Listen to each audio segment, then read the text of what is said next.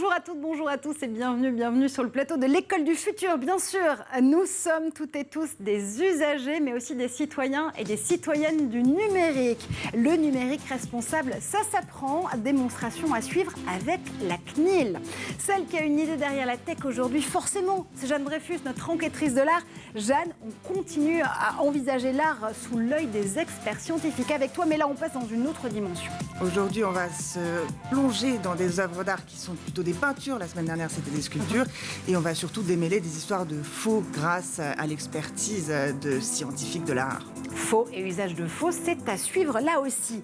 Commander une prothèse par la pensée, dépasser les limites du corps et se réinventer grâce aux neurosciences, c'est la prouesse des humains bioniques. Ils sont sportifs de haut niveau, artistes, innovateurs et innovatrices. Sont-ils les pionniers et les pionnières d'une humanité augmentée? Pour en parler avec nous aujourd'hui, on a beaucoup de chance parce que ces héroïnes et ces héros, ils sont là. Arnaud Assoumani, vous êtes athlète français, quintuple médaillé paralympique du saut en longueur. Bonjour à vous.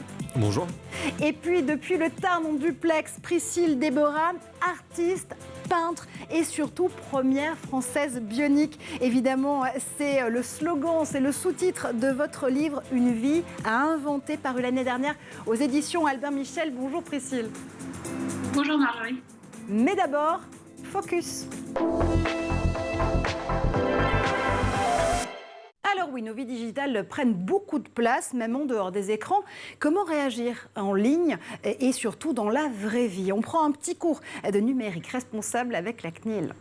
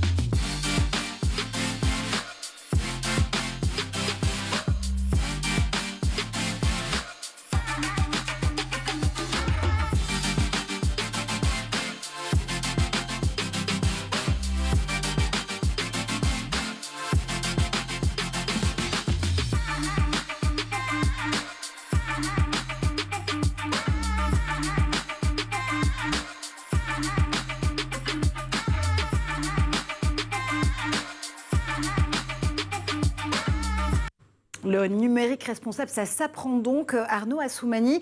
C'est important, notamment au moment où le cyberharcèlement devient un phénomène massif.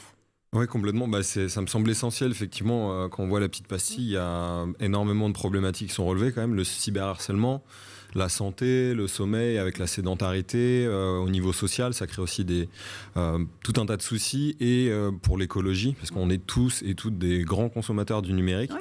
Et même lorsqu'on est en faveur de pouvoir améliorer les choses et de moins consommer, au final, le simple fait d'être sur notre téléphone ou notre tablette, on pollue également. Donc il y a beaucoup de pédagogie et d'éducation à faire sur ces sujets-là. Et le numérique responsable, ça commence par nous, absolument. Mais tout de suite, l'homme qui valait 3 milliards, ce n'est plus de la science-fiction. Nos invités sont véritablement, je le redis, des héros et des héroïnes. Ils vont nous le prouver tout de suite. Et si on a souhaité justement titrer cette discussion du jour sur l'humanité bionique, c'est parce que vous êtes tous les deux, Arnaud Assoumani, athlète français, champion, médaillé paralympique, et Priscille Déborah, artiste peintre, de véritables femmes et hommes bioniques. Priscille, c'est même le sous-titre de votre livre « Une vie à inventer » aux éditions Albin Michel. Une humaine bionique, ça veut dire quoi au quotidien ? C'est vrai que, en fait, moi, avant d'avoir cette prothèse, j'ai eu quand même une opération chirurgicale avec derrière 2 ans de rééducation, parce qu'il a fallu récupérer des nerfs qui ont été sectionnés en fait dans le bras et de les reconnecter en fait à des muscles du bras qui ont été créés de façon un peu artificielle. Et donc, c'est en ça qu'il a fallu aussi réinventer sa vie, parce qu'il fallait réinventer tout un schéma, finalement retrouver par le cerveau d'avoir comme un deuxième bras. Et c'est vrai que c'est le cas des personnes qui sont amputées au-dessus du coude, en fait, en gléno-huméral ou en transhuméral. C'est pour ça que c'est assez complexe à ce niveau-là, cette opération-là. Et du coup, derrière, effectivement, il faut tout réinventer parce que il faut réinventer, du coup, après une vie avec 2 bras, alors que je m'étais habituée pendant 15 ans à avoir un seul bras. Donc, toutes les actions du quotidien, et puis ensuite, des activités artistiques avec mes 2 bras. Enfin, voilà, donc c'est vraiment le fait de se réinventer au jour le jour. Et ça donne aussi des super pouvoirs. On va revenir justement en détail tout à l'heure à la façon dont cette technologie et cette prouesse technologique en matière de santé vous a aidé justement à récupérer ce bras-là. Arnaud Assoumani, justement encore une fois, vous vous considérez vous comme un humain bionique ? Non, pas du tout. Je me considère comme un humain tout court. Et après, en fait, la technologie, c'est un outil qui peut nous permettre effectivement de retrouver soit certaines fonctionnalités ou de faire différemment. Et c'est surtout ça, en fait, lorsque Priscille explique par rapport à son opération et en fait être amputé au-dessus du coude ou au niveau de l'épaule, c'est très complexe. Et effectivement, la technologie peut énormément aider à ce niveau-là. Pour moi, alors, j'ai pas de contrôle directement, par exemple, sur ma prothèse myo-électrique, on dit bionique en anglais, myo-électrique, myo les muscles, et contrôlé donc par les muscles pour ma prothèse. Donc c'est un peu plus simpliste, mais non, l'idée c'est aussi surtout d'humaniser en fait, de banaliser le handicap parce qu'on a tous et toutes des différences. Et que c'est justement dans ces différences qu'on est égaux. On aime bien se retrouver autour de critères communs, mais la réalité c'est que justement c'est dans ces différences qu'on est égaux, ce qui ne veut pas dire qu'il n'y a pas de réelles problématiques qu'il faut résoudre. Vous êtes bionique parce que vous lisez dans mes pensées, ça allait être justement ma question. Crevons l'abcès tout de suite pour le coup. Le handicap, c'est encore un gros mot aujourd'hui ? Ça dépend des personnes qui considèrent. Moi, c'est pas un gros mot, ça n'a jamais été. Je ne pense pas que ça l'est. Le problème, c'est plus les stéréotypes qui peuvent être accompagnés par un terme. Et donc, ça peut l'être pour n'importe quel terme et dans lequel on peut être isolé. Il va y avoir des silos, des catégories. Moi, je ne sais pas donner de critères communs à 12 millions de personnes, environ 15% de la population en France, qui sont en situation de handicap. Ce sont des critères qui sont évolutifs. Il y a différentes typologies de handicap. 80% des handicaps sont des handicaps invisibles. Donc au final, nous, déjà, on est dans une minorité. L'image du fauteuil, bien évidemment, c'est une problématique réelle, notamment en termes d'accessibilité, d'inclusion. Mais ce ne sont que 2% des personnes qui sont en situation de handicap. Donc ce que je veux dire, c'est surtout voir la réalité. C'est-à-dire qu'on est tous et toutes touchés. Un peu plus de 50% des handicaps arrivent au cours de la vie. Donc, je pense qu'il faut surtout enlever la peur.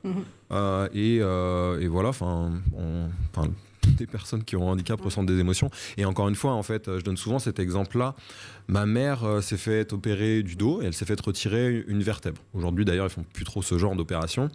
Elle est à la retraite maintenant, mais elle aurait pu remplir un dossier RQTH, donc pour être reconnue en situation de handicap, parce qu'elle avait de vraies difficultés et problématiques par rapport à son travail. Elle ne l'a pas fait. Donc, elle n'a jamais été reconnue en situation de handicap. Mais simplement, si elle remplissait ce papier, elle était considérée en situation de handicap. Qu'est-ce qui a changé entre le moment où elle n'a pas rempli ce papier et aujourd'hui ? Donc, ce que je veux dire, c'est que le handicap, c'est justement aussi des difficultés face à un environnement et des problématiques face à un environnement. Donc, on est tous et toutes à un moment confrontés à différentes problématiques dans la vie quotidienne. Absolument, et des défis et des challenges justement à pouvoir franchir. Priscille, le handicap, c'est un mot obsolète pour vous aujourd'hui ? Pas complètement, parce qu'effectivement, il y a encore pas mal de barrières, pas mal de choses qui ne sont pas accessibles, pas mal je sais pas, même dans les propositions d'emploi, ça va être bien particulier, ça va être assez réducteur. Je dirais que malheureusement, il y a encore pas mal de chemin à faire. Et puis aussi en fonction de la lourdeur du handicap. C'est vrai que Arnaud parlait des différences de handicap. C'est vrai que quand on est en fauteuil, il y a quand même pas mal de choses qui ne sont pas forcément accessibles ou beaucoup plus compliquées. Ou ne serait-ce que, je sais pas, on veut aller au ski, on veut faire des vacances avec les enfants, tout devient quand même beaucoup plus compliqué avec un fauteuil et dans l'accès aux activités avec les enfants et tout ça. Donc je dirais pas que c'est obsolète, mais par contre, il y a une vraie volonté effectivement d'essayer de le banaliser et d'essayer en fait d'en parler le plus possible pour l'intégrer le plus possible et faire en sorte justement que tout soit nivelé à ce niveau-là. C'est qu'on pense un peu aux accès et tout ça pour que tout le monde puisse profiter de la même manière des choses, quoi. L'accessibilité et l'inclusion, encore une fois. D'ailleurs, Arnaud, vous intervenez régulièrement dans les écoles pour parler du handicap, le dédramatiser, mais aussi parler du harcèlement scolaire dont vous avez été victime. Humaniser les différences, ça passe par la pédagogie. Mais tout passe par les pédagogies et effectivement, lorsqu'on a une différence qui peut être un peu plus visible ou qui peut être montrée du doigt par les autres, effectivement, il faut, je pense que au départ, ce qui peut créer l'incompréhension, c'est justement de ne pas comprendre un problème. Donc, c'est de pouvoir l'expliquer, de pouvoir être transparent. Et la problématique d'harcèlement scolaire aujourd'hui, on parlait de cyberharcèlement, c'est que ça continue en dehors de l'enceinte de l'école. Donc, c'est super important pour moi déjà de passer ce message-là. De dire que moi, entre guillemets, je m'en sors bien parce que tous les parcours sont différents. Cette période qui a été difficile pour moi, au final, elle m'a apporté. Plus tard, ça a été une force, mais je suis passé par plein de moments. Ça n'a pas été un chemin tout droit, tout lisse. Et puis de montrer que justement, on peut réussir. Et moi, j'essaie de l'utiliser de manière vertueuse et positive aujourd'hui, lorsque j'interviens dans les écoles. Et effectivement, on parlait de toutes les barrières qui existent encore aujourd'hui par rapport au handicap, à la différence de manière générale. On est en retard en France par rapport à d'autres nations, notamment nordiques, même les Anglais. Et pour moi, il y a deux aspects qui peuvent faire évoluer les regards, changer les mentalités, et ensuite également les institutions, les médias, enfin c'est tout le pan de la société, les mœurs, ce sont l'éducation et la culture. Et le sport, je l'inclus également dans la culture. Le sport, c'est un moyen d'expression. Et au final, lorsque vous allez voir des athlètes paralympiques qui vont être médiatisés, donc là, on a les Jeux paralympiques qui vont bientôt débuter à Pékin.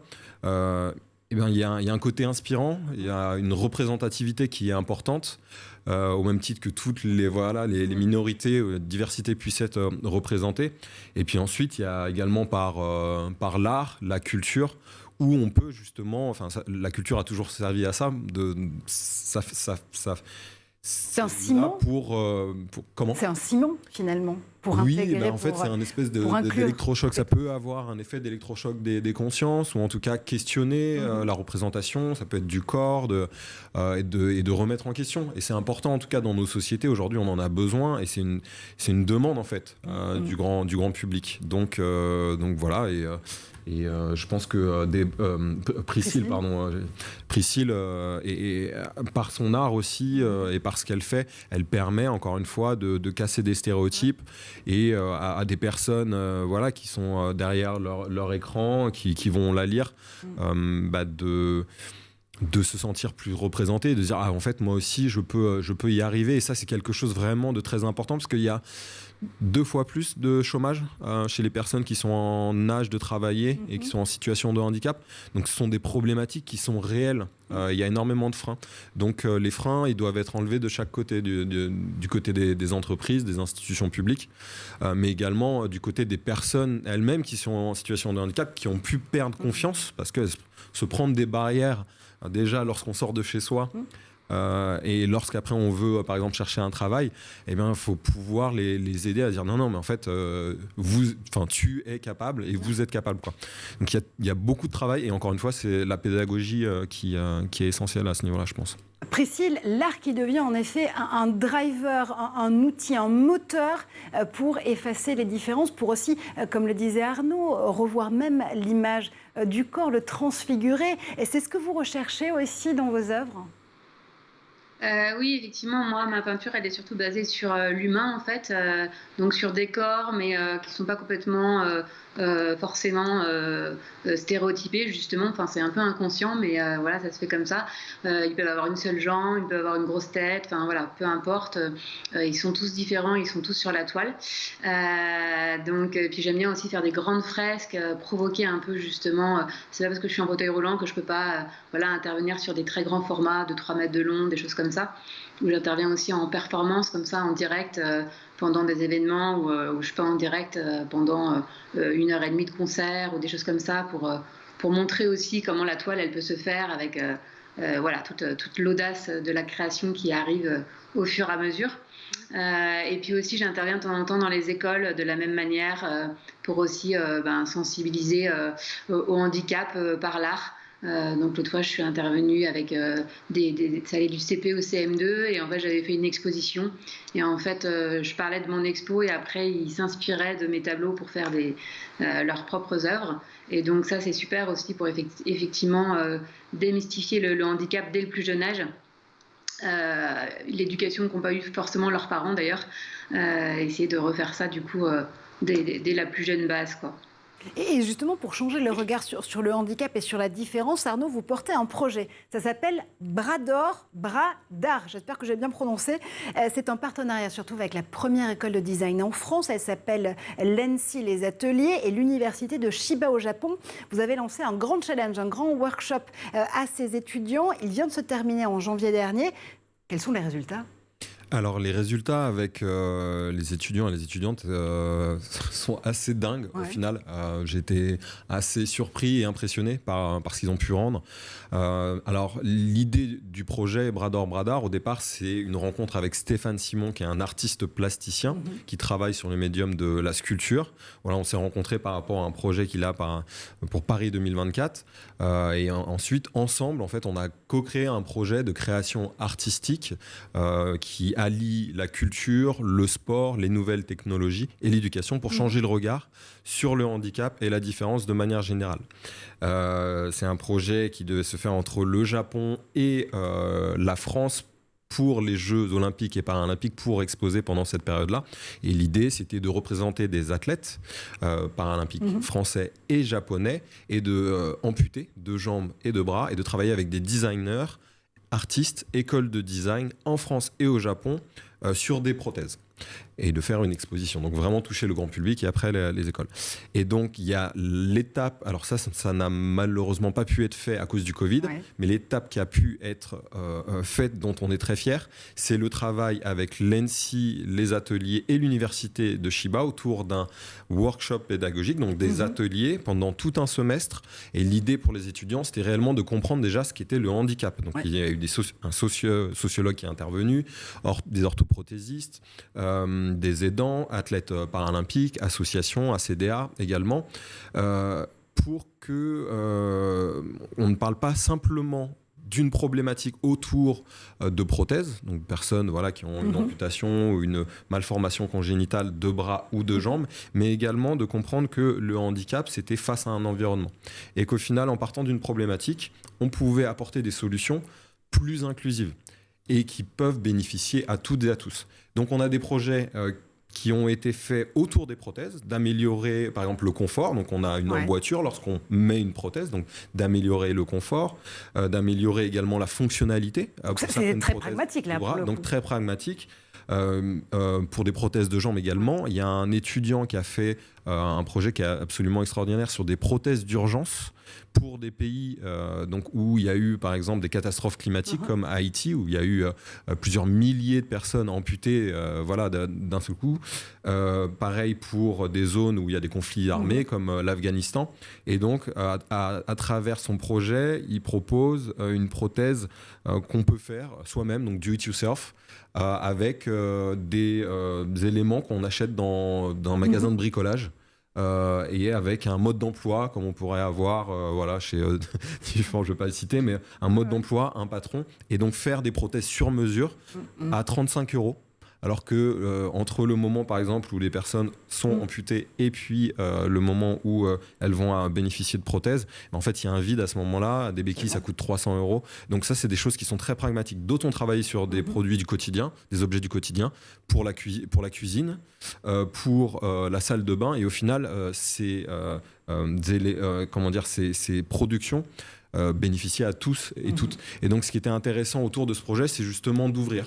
L'université de Chiba, ils ont une partie design, mais une partie UX design également. Donc, eux ont fait des applications, par exemple, qui vont permettre plus d'inclusion des personnes, de trouver un sport, en fait, de se dire, en fait, on peut faire du sport et on va créer des petits avatars qui vont nous représenter, et donc quelque part ça va aussi donner confiance aux personnes qui ont un type de handicap et qui se disent non, en fait moi je pourrais jamais faire de sport, et les clubs d'identifier par exemple les personnes où elles sont sur les territoires.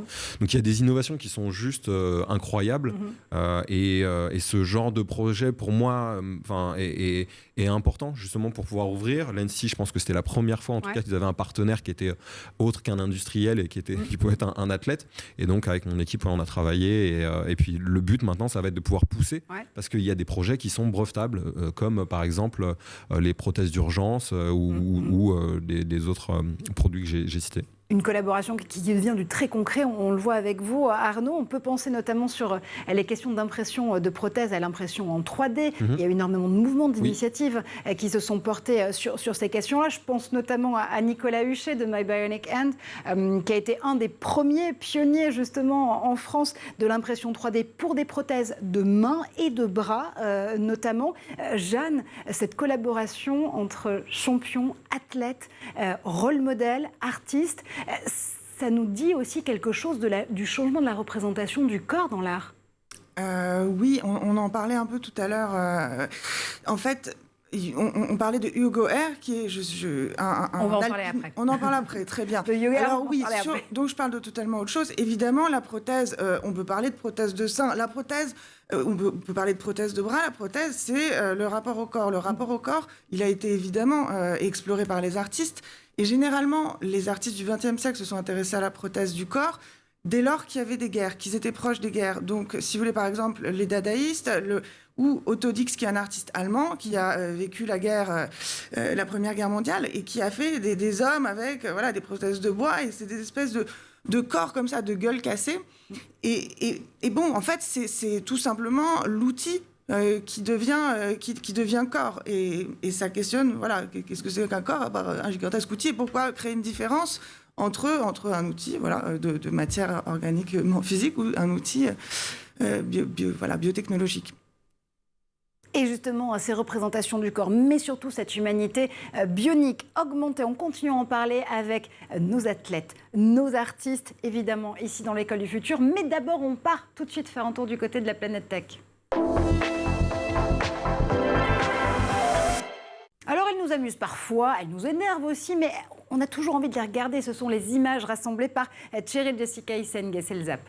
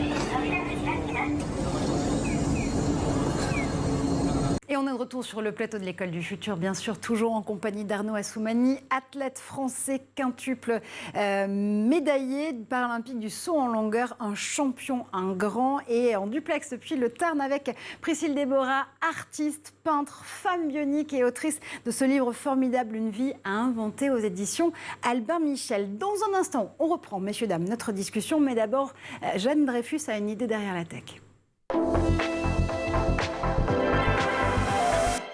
Et Jeanne, une fois de plus, on va aller enquêter avec toi sur l'art. On continue d'en parler avec des méthodes scientifiques notamment. On parlait de sculpture en début de semaine. Cette fois-ci, on va plonger dans le monde de la peinture. Tout à fait. Eh bien, tout le monde a ce rêve, hein, on ne va pas se mentir, de trouver dans son grenier une œuvre d'art inestimable qu'on revendrait à des prix, voilà, défiant toute concurrence. Eh bien, moi, je n'ai pas de grenier, donc mon premier rêve, c'est d'avoir un grenier, mais juste après, j'aurai ce rêve-là. Bon, c'est arrivé à un Toulousain qui a découvert dans son grenier une œuvre de Caravage il y a 2 ans, qui s'est vendue à plusieurs, 140 millions, on ne sait pas, ça a été vendu un peu sous le manteau, qui s'appelle Judith Égorgeant Holoferne. Et évidemment, quand il a trouvé cette œuvre-là, il s'est demandé, est-ce que c'est un Caravage ou est-ce que c'est un étudiant, un disciple de Caravage. Caravage, c'est un artiste italien qui a eu comme particularité de travailler le clair-obscur et qui a essaimé sa méthode dans toute l'Europe. C'est vraiment, il a fait tache d'huile, si on peut dire, dans ce domaine-là. Et cet homme qui a découvert cette œuvre-là, évidemment, a fait appel aux experts qui ont regardé en ESPA, ils sont allés regarder sous les couches grâce à des radiographies, des échanges de rayons X, et ils se sont rendus compte que, alors, il y avait des traits autour du visage de la vieille servante qui faisaient croire que peut-être c'était pas exactement les habitudes traditionnelles du Caravage, mais ensuite ils ont étudié les pigments qui ont dit, en fait, voilà, ça nous ramène à l'atelier de l'artiste qui utilisait ce rouge particulier.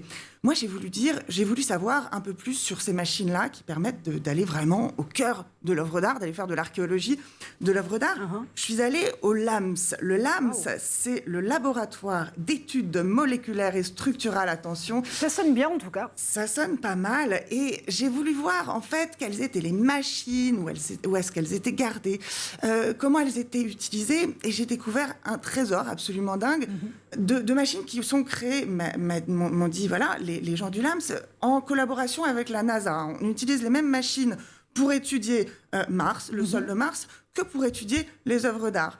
Donc, j'ai été assez fascinée. Ouais. Mais nous aussi, on est complètement fascinés parce que, alors peut-être un jour, on ira voir ce que donnent les œuvres martiennes, mais d'abord, le LAMS, quand il travaille sur des œuvres, sur des tableaux, il travaille sur lesquels exactement ? Quand on dit tableau, on dit Joconde. Ça, c'est une base. Tout le monde connaît évidemment le garde en tête. La Joconde du Louvre, mais est-ce que tout le monde connaît cette deuxième Joconde ? C'est une deuxième Joconde qui a été créée, attention, exactement au même moment que la Joconde elle-même. Au tout début du XVIe siècle, on crée cette œuvre-là. Mais elle a un fond noir. Qu'est-ce qu'on est allé faire en tant que scientifique ? On est allé étudier sous la couche noire. Et grâce à des études scientifiques et aux machines du LAMS, par exemple, on a pu se rendre compte que derrière la couche noire, il y a quelque chose. Qu'est-ce qu'il y a derrière ça ? On a enlevé la couche noire et on s'est rendu compte que, en fait, il y a tout le paysage qui est exactement le même que le paysage derrière la Joconde. Mais le panneau étant plus épais sur cette Joconde du XVIe siècle, on a une matière qui est bien mieux conservée et donc ça nous donne plein d'informations sur la vraie Joconde. Non, mais du coup, je suis absorbée évidemment moi, par les aventures dans lesquelles Jeanne nous emmène. Ça veut dire quoi ? Que c'est pas un Léonard de Vinci, cette deuxième Joconde du XVIe siècle, ou cette première Joconde en l'occurrence ? Alors justement, évidemment, on se pose la question. C'est une deuxième Joconde. Une Joconde qui, grâce aux études infrarouges, aux rayons X, etc., nous a livré donc ce qu'elle avait derrière, donc cette deuxième Joconde. Et ce sont des traits de charbon qui, par exemple, sur les mains, ne sont pas du tout les techniques de Léonard de Vinci, qui, lui, utilise une technique qu'on appelle le sfumato. Tout est en suavité, tout est en fumée.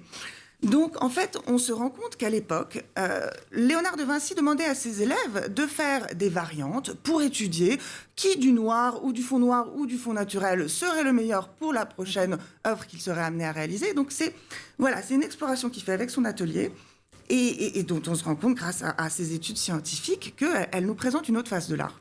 Alors, est-ce que c'est un vrai ou c'est un faux Léonard ? On veut la réponse. c'est un faux Léonard pour cette deuxième Joconde. Mais si vous voulez, c'est vrai que cette technologie-là, elle est vraiment utilisée par les experts pour dénouer, démêler, est-ce qu'une œuvre est une vraie peinture, un vrai Caravage en l'occurrence, ou un faux Caravage. Par exemple, un autre exemple, est-ce que cette œuvre est un vrai Campendonk ou un faux Campendonk? Un Campendonk, c'est un artiste expressionniste qui est bref, peu importe. Oui. C'est un artiste dont m'a parlé le directeur du laboratoire, le LAMS, pour m'expliquer si c'est comment on détermine si c'est un vrai ou un faux tableau. On l'écoute. Donc les derniers grands scandales de fausses œuvres ont souvent été révélés par des analyses chimiques. Le plus célèbre, il y a une dizaine d'années, c'était Wolfgang Beltracchi en Allemagne, qui s'est fait piéger parce qu'un tableau avait été vendu, attribué à un peintre Campendonk et daté des années 1910, à une société d'assurance qui l'a fait analyser après la vente. Et l'analyse a montré l'existence de blanc de titane dans ce tableau-là.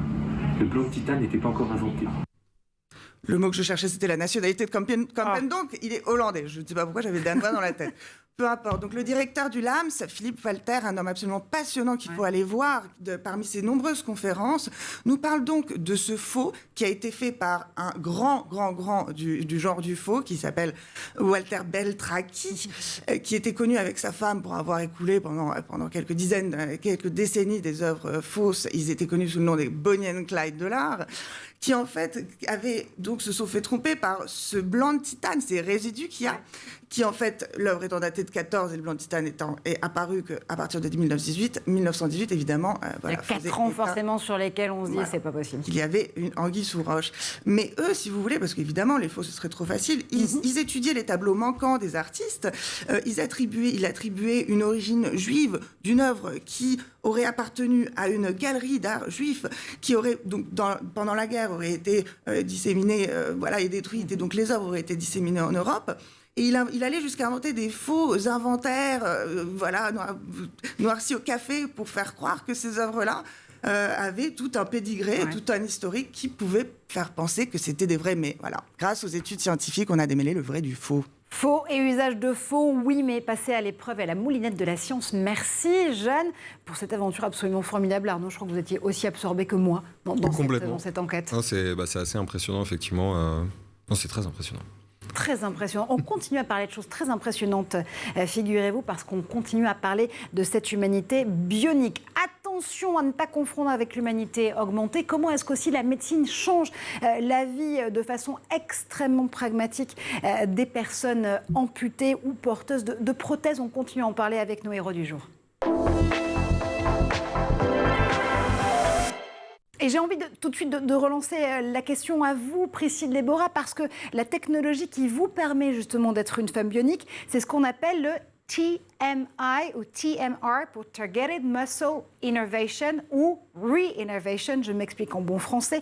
C'est une technologie qui vise à réactiver des nerfs qui ont été sanctionnés par une amputation ou à les innerver tout court quand il n'y avait pas de mémoire du corps de cette innervation. Vous avez été donc opéré en 2018, vous le rappeliez tout à l'heure. Il vous a fallu 2 ans de rééducation et de travail, notamment avec une ergothérapeute, pour pouvoir connecter votre prothèse à votre cerveau.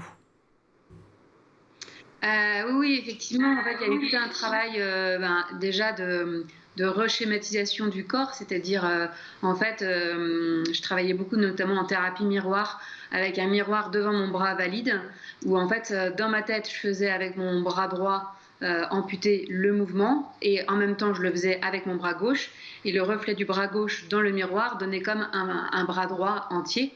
Et en fait, l'histoire, c'était de tromper le cerveau. Donc, en fait, l'idée, c'était comme ça, de retrouver tous les mouvements de base, que ce soit ouvrir la main, fermer la main, plier le coude, déplier le coude, tourner le poignet dans un sens ou dans un autre, vraiment avec une visualisation qui permettait de rétablir les connexions neuronales avec le cerveau. Ça, c'était vraiment, même sans aucune prothèse. Ça, c'était tout un travail pendant plusieurs mois avant de mettre la prothèse, où là, l'idée, c'était de mettre à l'intérieur de la prothèse 5 capteurs, enfin, on peut aller jusqu'à 6, mais moi, il y avait un muscle que je n'avais pas, donc des capteurs positionnés aux endroits où les muscles réinnervés réagissaient le mieux.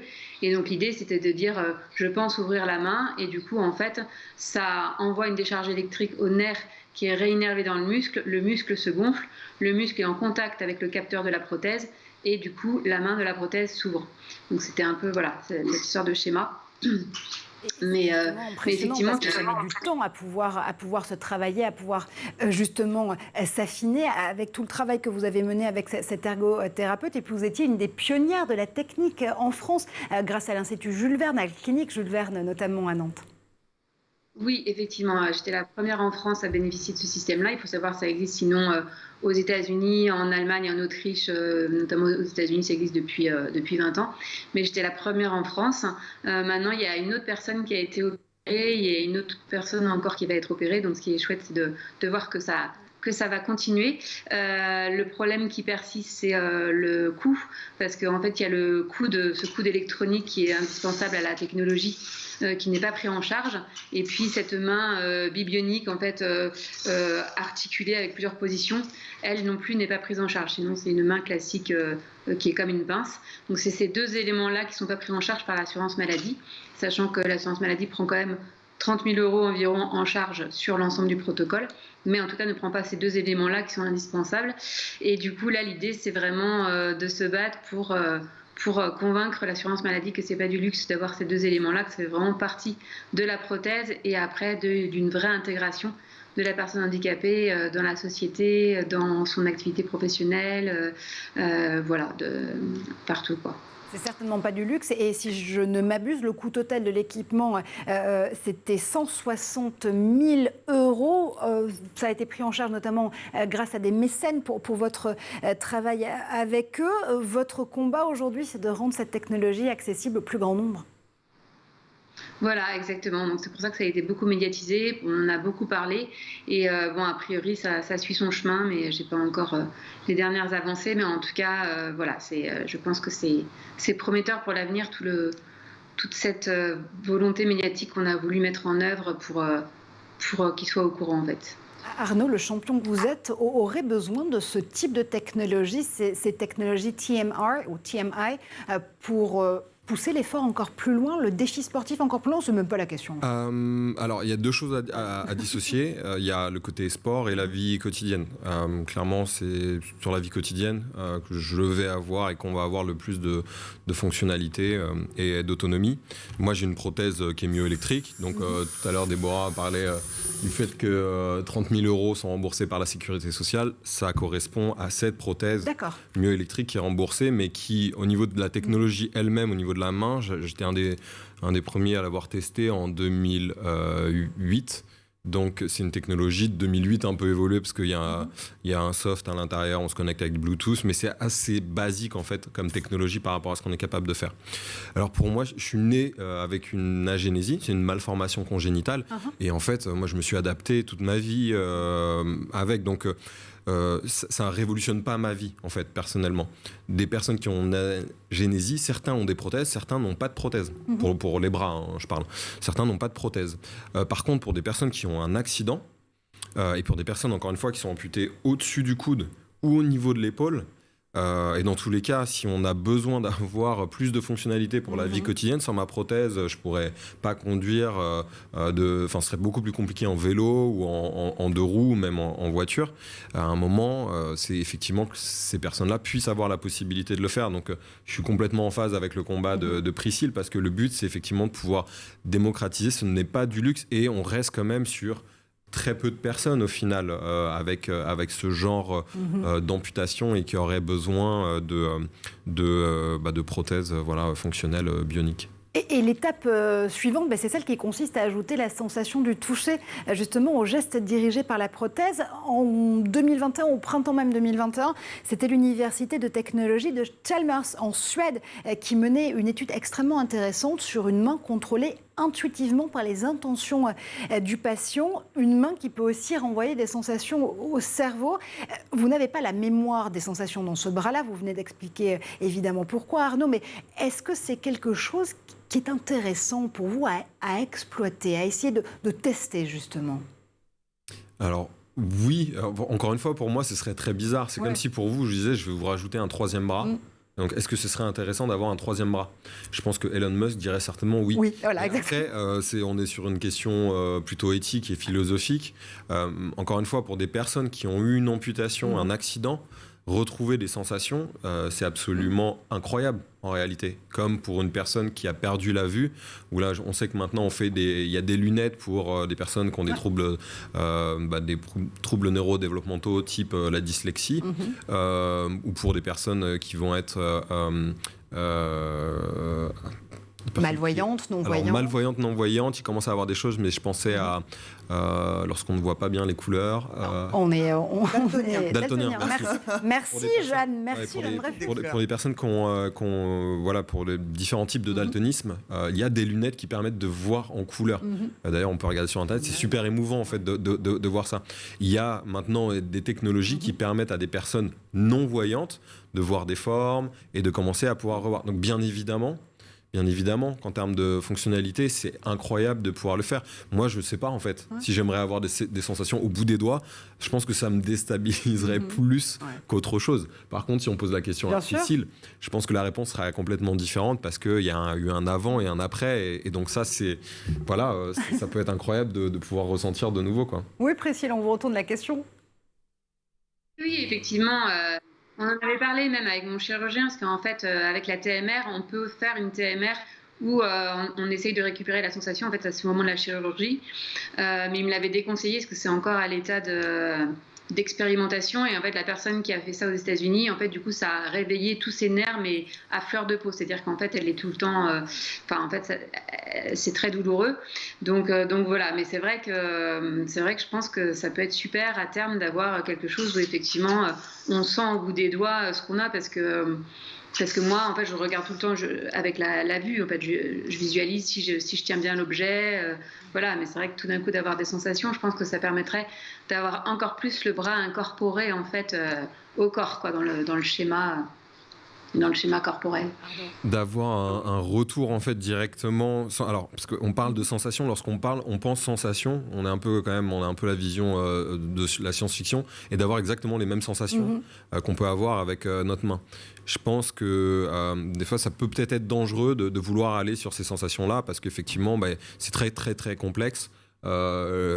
Aujourd'hui, on est encore sur des phases d'expérimentation, et au final, ça va plus envoyer des impulsions électriques plutôt qu'une sensation réelle. Par contre, d'avoir un retour, en fait, d'avoir un retour d'information sur effectivement si je serre fort ou pas fort, si c'est chaud, si c'est froid. Ça, c'est des choses sur lesquelles les chercheurs et chercheuses sont en train de pouvoir apporter des solutions là-dessus. Et je me souviens avoir vu notamment des vidéos avec votre ergothérapeute Priscille, où vous calibriez le geste vraiment au millimètre près, à la pression près, ce qui était extrêmement impressionnant. Jeanne voulait absolument qu'on parle des travaux de UR. Moi aussi, ça tombe bien. En effet, UR, c'est le créateur et l'utilisateur des jambes bioniques dites Biome. Il est surtout l'inventeur du groupe et du laboratoire de biomécatronique au MIT. Par biomécatronique, on entend la réunion de deux disciplines, la biologie d'un côté et la mécanique de l'autre. UR a été un des plus jeunes alpinistes américains. Il a perdu l'usage de ses jambes dans un accident d'alpinisme à 17 ans. Et il revendique d'être le premier citoyen cyborg, tout en nous mettant en garde quant à la propriété des données, car l'un de ses travaux de recherche les plus célèbres, c'est justement ces implants neuronaux qui permettent de faire travailler ensemble prothèses bioniques et cerveau. UR, c'est un rôle modèle pour vous, Arnaud. Est-ce que ça fait partie justement de ces grandes figures de l'humanité bionique, peut-être cyborg un jour, qui tirent justement le défi médical vers le haut? Encore une fois, moi je pense qu'il faut toujours faire attention et remettre l'éthique au centre du débat. Il y a tous les avantages et encore une fois toutes les solutions fonctionnelles qui peuvent être apportées pour aider la personne qui est appareillée, le patient. Et donc à ce niveau-là, effectivement, toutes les explorations sont très intéressantes. Aujourd'hui, lorsqu'on parle, donc là, on se rapproche quand même de transhumanisme parce qu'on est réellement sur l'homme augmenté et sur des problématiques qui n'existaient pas jusqu'à maintenant. Si on peut avoir des données et récupérer des données directement, peut-être si je suis connecté avec mon téléphone du cerveau de la personne qui est en face de moi, ça va être un peu problématique. Et il y a tout un tas d'autres sujets et questions que ça soulève. Encore une fois, moi je suis vraiment pour l'évolution au niveau fonctionnel et surtout pour l'accessibilité après au plus grand nombre parce que ça coûte tellement cher ces technologies. Il y a d'autres étapes en fait avant ça également, mais la recherche est fondamentale. Ouais. Il y a des questions de cybersécurité qui se posent assez nettement quant à la propriété et la sécurité des données qui pourraient justement communiquer du cerveau jusqu'à la prothèse bionique en l'occurrence. UR, c'est quelqu'un qui nous inspire parce qu'il s'inspire aussi beaucoup du design pour aller chercher des prothèses toujours plus fluides. Et il travaille aussi avec une autre athlète que vous connaissez peut-être, Amy Mullins, qui est une des grandes athlètes, notamment paralympiques, du côté des États-Unis. Jeanne, pourquoi est-ce que UR, c'est un de ces cyborgs à suivre ? Parce que je ne crois pas me tromper quand je dis qu'il a travaillé avec Neri Oxman. Je ne sais pas si vous connaissez Neri Oxman, c'est une artiste dont on a parlé dans une précédente chronique, qui est une artiste qui se sert vraiment des biomatériaux et qui les fait, qui s'inspire de la nature et qui crée des biomatériaux en fait, c'est de la... Biomimétisme, ouais. Ouais, voilà. Et ils travaillent ensemble pour créer des prothèses qui vont pas être gênantes pour le corps, où il va pas y avoir de frottement, pour se servir vraiment des matériaux humains, des propriétés de la peau, pour justement avoir le juste contact avec la prothèse. Et si ces deux personnes ensemble, c'est un futur vraiment chantant peut-être, mais en faisant attention, oui, avec votre attention à l'éthique et à tout ce que ça peut engager. Et je ne peux pas vous laisser partir, Arnaud Assoumani, évidemment, si vous êtes sur le plateau de l'École du Futur, sans vous poser cette question, parce que oui, vous êtes un de nos plus grands médaillés paralympiques du saut en longueur. Vous avez fait briller la France, notamment avec l'or à Pékin en 2008. Vous êtes ambassadeur des Jeux de Paris 2024, des Jeux plus inclusifs, car d'abord, ils ont un nom unique.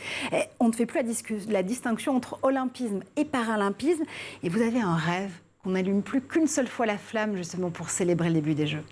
Alors, c'est pas un rêve, c'est plutôt un objectif qu'on partage avec beaucoup d'athlètes, en réalité, d'avoir une flamme, parce que les symboles sont très importants. Après, il y a aussi la réalité, c'est-à-dire qu'en France, on est une équipe de France, ce qui est la première fois. On a un logo unique également pour les Jeux Olympiques et Paralympiques de Paris 2024, ce qui est la première fois dans l'histoire. Et notamment parce qu'il y a tout un tas d'autres problématiques qui sont liées au fait qu'il y a un comité international olympique qui organise les Jeux olympiques et un comité international paralympique qui organise les Jeux paralympiques. Donc bien évidemment, tout le monde s'entend bien pour organiser au même endroit tous les 2 ans les Jeux d'hiver et les Jeux d'été. Seulement, d'avoir une flamme, en fait, il y a des problématiques politiques qui peuvent arriver dont les gens n'ont pas forcément conscience. Mais pour nous, les athlètes, et pour toutes les personnes qui sont en situation de handicap, j'allais dire de différence, mais encore une fois, le but, c'est ne pas de s'enfermer, mais plutôt d'ouvrir, parce que c'est un message d'inclusion. C'est que symboliquement, effectivement, la flamme ne s'éteigne pas à la fin des Jeux Olympiques et qu'elle continue, ou en tout cas suive un autre chemin jusqu'aux Jeux paralympiques et la cérémonie d'ouverture. Ça, c'est quelque chose qui nous tient énormément à cœur parce qu'aujourd'hui, il y a des symboles qui peuvent être peut-être un peu vides de sens et d'autres qui sont très forts, et celui-là en est un.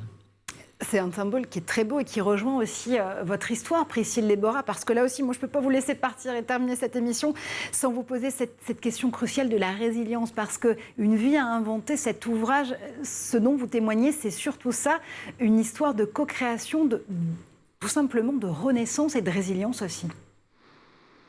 Oui, effectivement, c'est finalement se dire qu'on peut se réinventer, quel que soit ce qui nous arrive dans la vie, quel que soit... nos cicatrices, une situation de handicap, une situation, un décès, quelque chose qui va nous bouleverser, où on va avoir l'impression qu'on ne va pas pouvoir avancer. Et l'idée, c'est de se dire qu'en fait, tout est toujours possible et qu'en fait, voilà, on peut se réinventer avec des outils de résilience, voilà, en prenant soin de soi, en s'entourant de gens inspirants et surtout en osant aller vers ses rêves. Donc c'est un peu le but de mon ouvrage. Oser rêver. Arnaud me disait non, c'était pas un rêve, c'était un challenge. Mais si, un objectif. Bah, si, on peut rêver aussi, figurez-vous. Merci infiniment, Priscille Déborah, pour avoir été avec nous dans l'École du Futur. Merci, Arnaud, d'avoir fait un tour sur le plateau de l'École du Futur aussi. Et puis, évidemment, on croise les doigts pour vous pour Paris 2024. Peut-être vos 6e Olympiades. Ouais, l'objectif, 6e jeu et 6e médaille. Ouais. On y croit, nous on y croit. Merci infiniment Jeanne, évidemment, comme à chaque fois, pour les aventures d'art dans lesquelles tu nous embarques. Et merci à vous, évidemment, d'avoir regardé cette émission. On se retrouve sur tous les réseaux sociaux avec le hashtag l'École du Futur. À très vite.